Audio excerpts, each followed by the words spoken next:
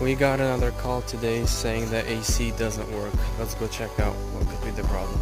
Okay, so the AC system is on. And again, if you can hear the lights buzzing sound. And the motor should be right now trying to turn on right about now. Yep, probably the capacitor. Let's take this lid off. Would you look at that? Mice. And this lady owns 3 cats. Huh.